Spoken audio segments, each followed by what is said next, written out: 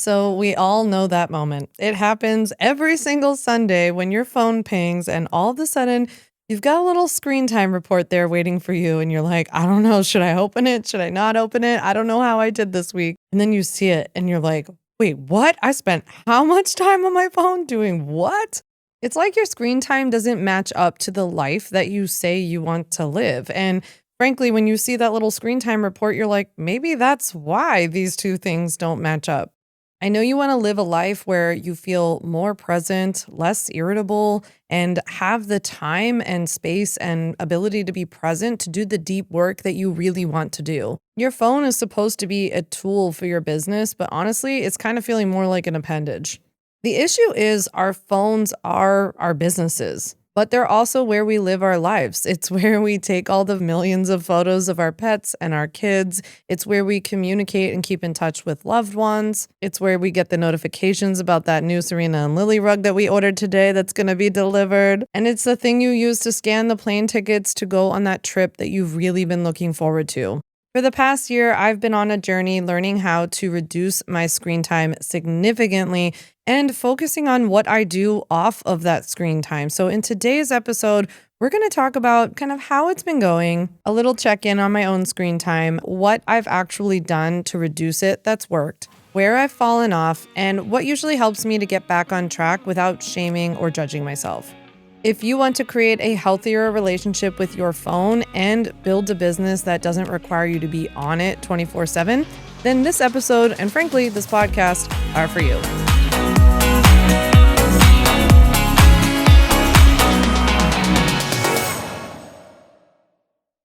Speaking of, welcome back to On Your Terms. On Your Terms is a podcast for online business owners who want to be as present in their lives as profitable in their businesses. And I can't think of a better topic to talk about than how much time we spend on our phones, because these two things are related not only to how present you are in your life, but also to how profitable you are in your business, because you can't be really profitable in your business if you're doom scrolling, and you definitely can't be present in your life either.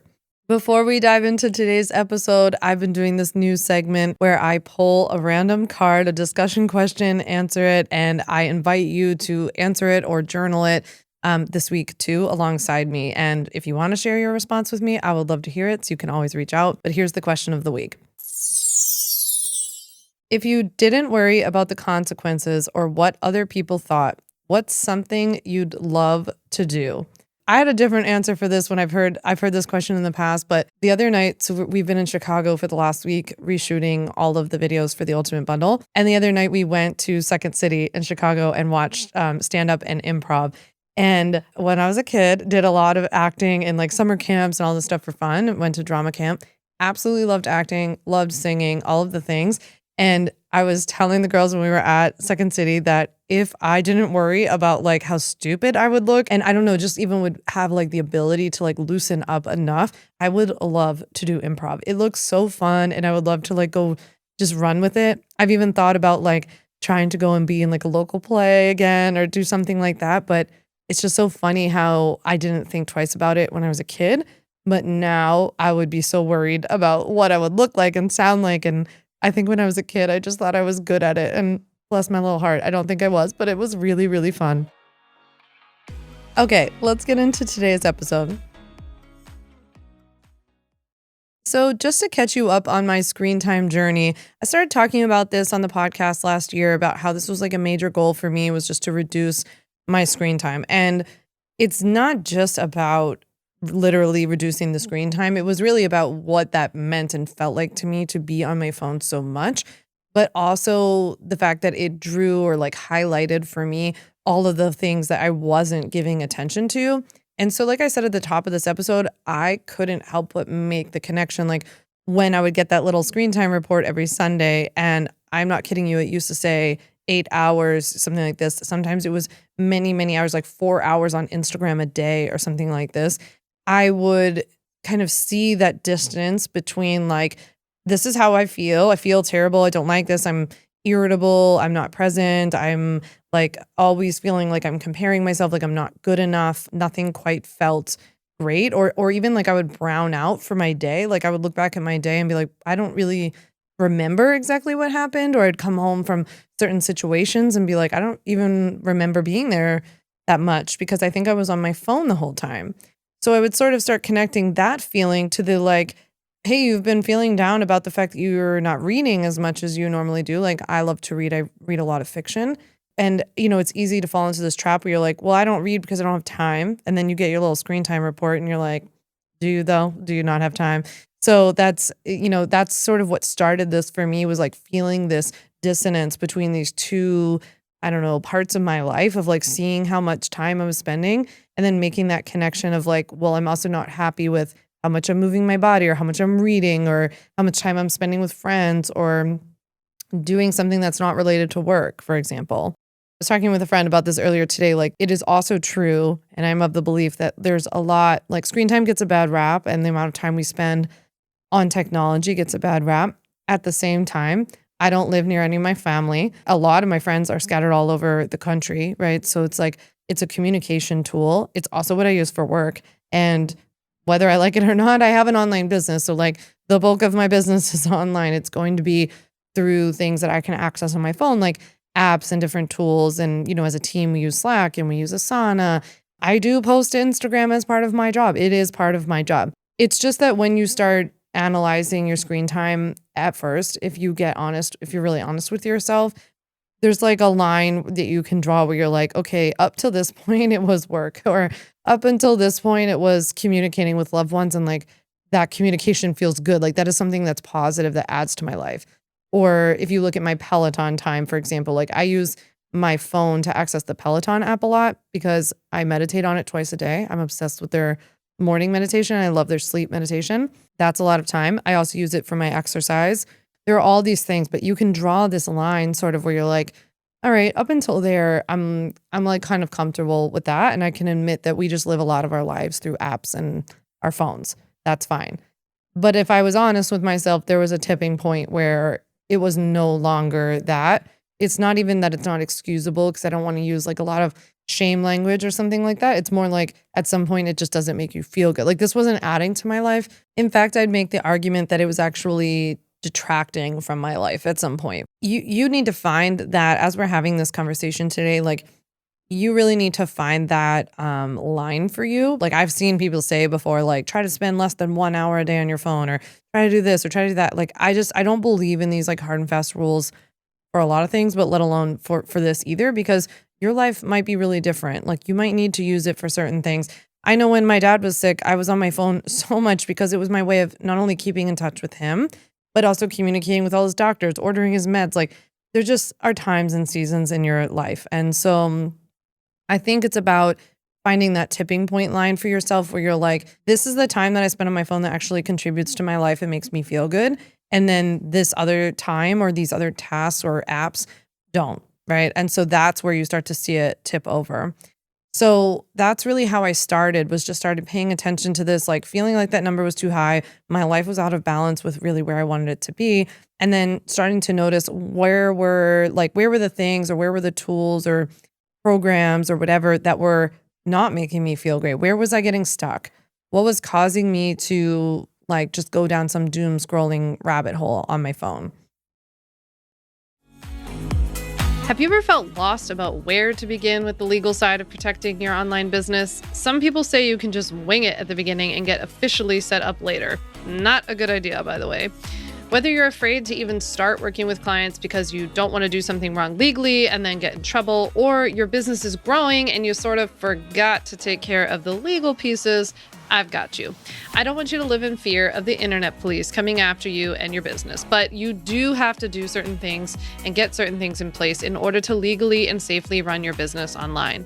As much as it just feels like an unregulated wild, wild west online, that is very much not the case. As an attorney turned entrepreneur and former corporate litigator, I can assure you that there are rules. There are real steps that everybody who runs or starts an online business needs to take. And you're not behind at all. We can get you set up and following the rules right away. In fact, we can even do it today. I want to teach you the 5 very simple steps to take to legally protect and grow your online business. You don't need an MBA to be a successful entrepreneur and stay out of legal hot water, but you do need to dot your legal I's and cross your T's in a few key areas that can't be skipped. That's exactly what I'll teach you in my free 1-hour legal workshop called 5 Steps to Legally Protect and Grow Your Online Business. Just head to mylegalworkshop.com, drop in your email address, pick the time, and I'll send you a link to watch the workshop video whenever you have time. This is the best place to begin if you're just getting started legally legitimizing your business, so head on over to mylegalworkshop.com and sign up to watch 5 Steps to Legally Protect and Grow Your Online Business now. And I've talked about this a lot on the podcast before, but for me, that domino, that like problem child is Instagram, right? For everybody, it can be different. I know people who use their phones to like play games a lot, right? Like I'm not a games person, but I know that that's something that people end up spending a lot of time doing. For other people, it's other social apps. Like it might be Discord, or it might be TikTok or YouTube or Twitter, X, whatever we're calling it. So you know what your thing is. And so the point is, I think that the pivotal moment for me where this changed was identifying my problem domino. And so Instagram was my problem domino with my phone. It was the thing that not only did I spend a lot of time on it itself, but the use of it then had me on my phone more, period. Like it just then had me, you're on your phone, then you see a notification, then you remember you forgot to like order the dog's food. Then you forget that you forgot to send your sister a gift and it's her birthday. And like, it's just like an hour and a half later, you're like, I haven't done anything and I was supposed to do all these other things. And I say, I want to read more. And here we are. So that was my tipping point where I kind of identified like, this is my problem. So then I kind of came to a fork in the road of like, okay, well, what am I going to do? Because we have businesses, right? So this is where this tension lies. We have online businesses. We want to run these businesses, we say, right? What do we do when the tools that we need to run our businesses are also the things that can start to make us less present in our life? And so this is when I started to actively reduce my screen time just by I would even just say like by the mindset, like identification that this was an issue of being like, I don't like this. This thing is going on. I don't like it. This is why. This is how it's making me feel. This is how I want to feel instead. I'm starting to just be observant and curious about this instead of shaming myself. Oh, I see that Instagram is the domino that leads me to not only be on Instagram, but to use my phone in general. And so let's just start there. Let's just start seeing, like observing my relationship with Instagram, being more present and conscious of it, honestly. And it really started as simple as that. Like I didn't need some sort of like wild cold turkey thing, or I don't know, going through like any major hoops. I didn't buy any technology. I know that there are so many different apps and tools, but I think it's important to like mention off the jump that you don't have to buy something necessarily in order to reduce your screen time or change your relationship. I think that these things can be really helpful. I think that it can sometimes not address like the core behavior though. And I think like where the reason I've been able to so drastically reduce my screen time over time has been because I've attacked like the core habit or the core behavior and not just like thrown over a barrier to like making it more difficult. Like I really needed to get more to the root of like, why are you looking to this thing so much? Why is it that you're on your phone so much, but yet you say you want to do all these other things? Like, does it worry you or freak you out to like go try to train for a triathlon for the first time, for example? And you're saying you want to do that, yet you're literally sitting on your phone watching videos of women doing triathlons and being like, wow, I would love to do that, instead of actually just going out and trying and doing it myself, right? So I really had to get more to like the root of this behavior. So within like weeks or just even a month or two, I was able to start reducing my screen time down to 5 hours a day. So I went from 8 hours a day to 5 hours a day within just a couple of weeks. And I was like, okay, this is a big improvement, but now I think I can continue to do more. So that is when I started deleting Instagram off of my phone. So I treat Instagram like work because frankly, it is work. So I put Instagram on my phone. I download it as an app.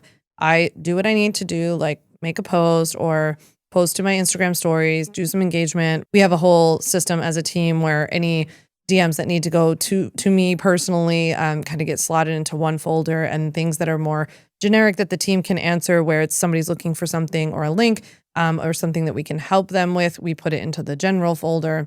And so I will go in, I will answer what I would like to answer. And then when I am done, I go on my phone, hard press the app, and I delete it. And I literally just got in the habit of going in, doing my work, deleting it right away.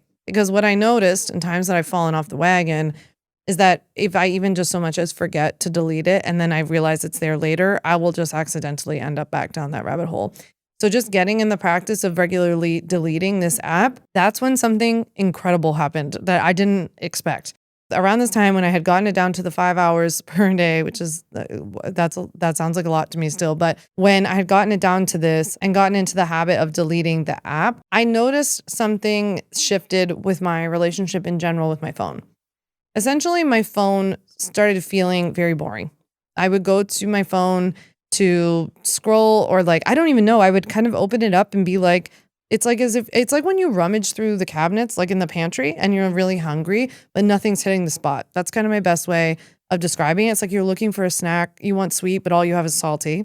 And so I would go in and to my phone and be like clicking around and there's nothing to do here. It was almost like somebody had zapped all the color from my phone. That's the best way I can describe it.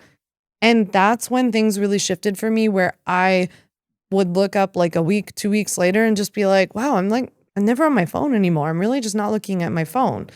The most I'm using my phone for is to take pictures and of my life, right? Or of Huddy when he's doing something cute, my dog, or to look up a recipe, right? To cook. I love cooking. Or to purchase something that actually contributes to my life, like a book from an independent bookshop, or to find directions to some fun place that I'm going. I was using my phone more in the way that I actually wanted to, and then that's more in alignment with my goals and my values, which is to help me live a more fulfilling, present, rich life, right? To be with my family, to be with my friends, to travel, to capture moments. I love taking pictures. I love cooking. So I love how much access it gives me to all those things. That's the relationship that I personally want with it. That's when I started to really see that reduction in my screen time to go below 3 hours, sometimes as low as 2 hours. And this is with, by the way, running a full-time business, a multi-seven-figure business that requires me to be on my phone and to use technology a lot. So you can imagine that the amount of time even outside of work that I'm spending on my phone has significantly decreased. So for a long time now, I've been kind of in this good phone place, but there are a couple of times when I've noticed I've fallen off the wagon. And I think that's really helpful for me to notice, let alone for me to share with you in case this happens with you on your journey to use your phone less. So one of the things I've noticed is that in 2025, I traveled so much for work, pretty much every single trip. I think every single trip outside of Brian and I went to Block Island and we went to Newport for 2 nights. Every single trip was for work. And I don't know, I must have traveled 20 times, I would say. It felt like so many times. And so I did a lot of trips for work, and I noticed that when I would do these trips, it's really fun to capture them.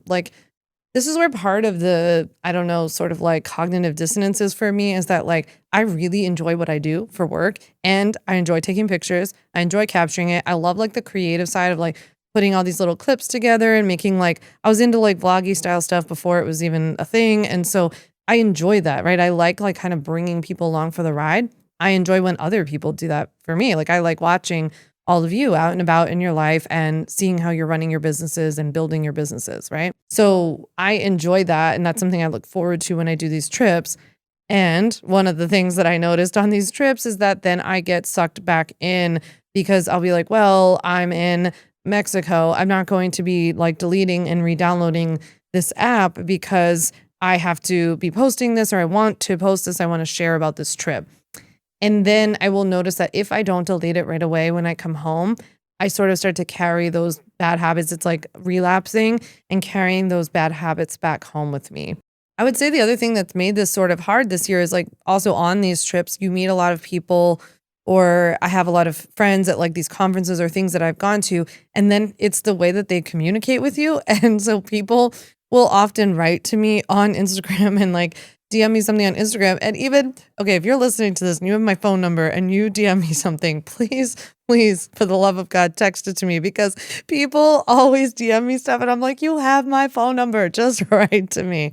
And so it is hard because it's people, it is a way that we use to communicate with people we know, right? And even outside of just sending each other funny reels, right?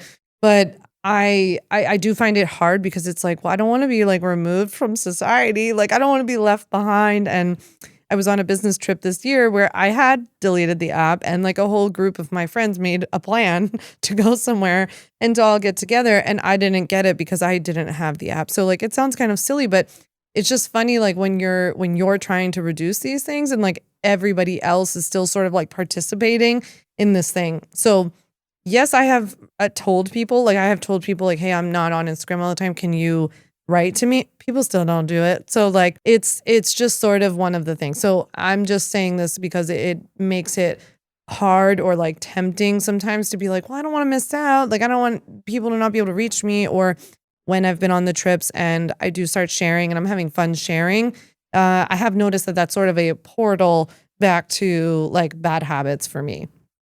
So I've mentioned this before, but my mom was a doctor. And when I was little, she was an integrative physician. So she was like way ahead of her time. She was a health nut before like that was even a thing. And when I was little, she used to have this like she loved entertaining. So she would have big parties for people and like people's birthdays, every holiday. She loved entertaining. And she had this attitude that about food for parties that she would always say, Sammy, this is party food. And when the party's over, the food is over. Now, I'm not necessarily endorsing this like attitude towards food. And she was pretty strict and like pretty rough around this kind of stuff. The point being is that like I hear her in my head sometimes when I go on these trips, like where I am now in Chicago and I'm capturing and like I've been on my phone more for like content creation purposes in the last several days than I have probably in a month. And so I think about that attitude that my mom had about party food that I'm like, when I leave here, party's over. Like I am here to capture this experience, but I don't need to carry that habit when I go home. And so I want to get back to my center, right? So I will delete the app probably when I'm on the plane on my way home. And I will probably feel this weekend when I get back to New York a little uncomfortable. It's really wild what ends up happening. Maybe this is just me, but like when I delete the apps and when I get off, I will feel a little like scattered for a day or two. And I notice that I sort of reset and I pick up much faster now. It doesn't take as much time. But if you're doing this for the first time or you're early on in this process, you might notice that you get a little edgy and agitated or even reach for the thing like phantom go to apps that don't exist on your phone or something like that. So I'm just mentioning it because in my experience, it's normal. And when I've mentioned this to friends, they've said that they've felt similarly. I think as part of the cycle of just, practicing being compassionate towards yourself and not shaming or judging yourself as well is like just giving yourself a little compassion that it's very difficult to be a human in this world, period, let alone a human in this digital world, right? Like I was saying, like friends are communicating through this app, even though they have my phone number and stuff like that. Like it's hard and it makes sense. Like you want to see what's going on. And there might be a few people who you love. Like I love Cecilia Blumdahl, for example. And like, I always want to see what she's up to on Svalbard because like, I love watching her videos every Sunday, but then I'm like, but what's Grim, her dog, doing this week? Like there are good things. There are positive things about being on there that it makes sense to me, like why you would feel left out or why they're just going to feel like there are downsides to not being there. And so I think that's part of it is just being like, yeah, there are some good things, but like, does this overall make me feel good about myself? Does it make me feel closer to my community? Does it feel more connected to my goals? Do I think that me not maybe getting more connected to my community or achieving my goals has anything to do with how much time I'm spending consuming everybody else's experience in their community? So I think it's just that balance of like being kind to yourself of like, it makes sense to me. This is kind of the way the world works. It also makes sense to me that this thing has been built to be addicted to, right? And so like it's a very it's like shaming yourself for being addicted to sugar. Like it tastes good. Like it makes sense to me. So yeah, I just think that it's worth mentioning and like not beating yourself up over. And I think it's just continuing to come back to how you really want to live your life and what you're willing to sacrifice for your business, right? And for me, in the past year, it was just like I wasn't willing to sacrifice my being present in my life for my business anymore. I had this kind of idea or this image of like being 80 something years old. And maybe this is something that happens like once your parents died too. And you just like, you watch people literally take their last breath. And then you think like, I don't want to be there and like look up from my phone and be like, wait, what happened? Like what just happened? The last 40 years just went by and I watched people like chopping vegetables on Instagram. That's not how I want to live my life. And so there's no right or wrong here. There's no like, you don't have to live your life the way I live my life. It's about knowing how you want to live your life and being really clear about that, and then making sure your actions are consistent with that. One of the really cool things, or like unexpected surprise side effects that I've heard from so many of my customers, especially who have bought the ultimate bundle and like use that to start their online businesses, is that they feel like it allows them to be more present in their lives because they can drop a lot of the anxiety and the worry and concern that they're not doing it right when it comes to starting their online business. So, all that to say, I've got my first live class of the year coming for you in just a couple of weeks. We usually fill this up really, really fast. Last time we had 8,000 people sign up for this. And so we only host this twice a year and it opens in like a week. So just all that to say, make sure you go down below and make sure you get my weekly emails called Sam Sidebar so that you're the first to know when my free legal class opens up for 2026. I am not going to host it again until the end of the year. So hopefully I will see you there. Hopefully I just see you in my weekly newsletter inbox anyway. People love it. Over 55,000 of your peers get my weekly emails called Sam Sidebar so that they learn how to grow their online business. So with that, thanks so much for listening. I can't wait to chat with you next week.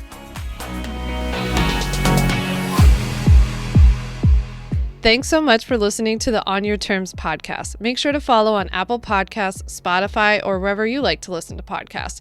You can also check out all of our podcast episodes, show notes, links, and more at samvanderwielen.com/podcast. You can learn more about legally protecting your business and take my free legal workshop, 5 Steps to Legally Protect and Grow Your Online Business at samvanderwielen.com. And to stay connected and follow along, follow me on Instagram at samvanderwielen and send me a DM to say hi.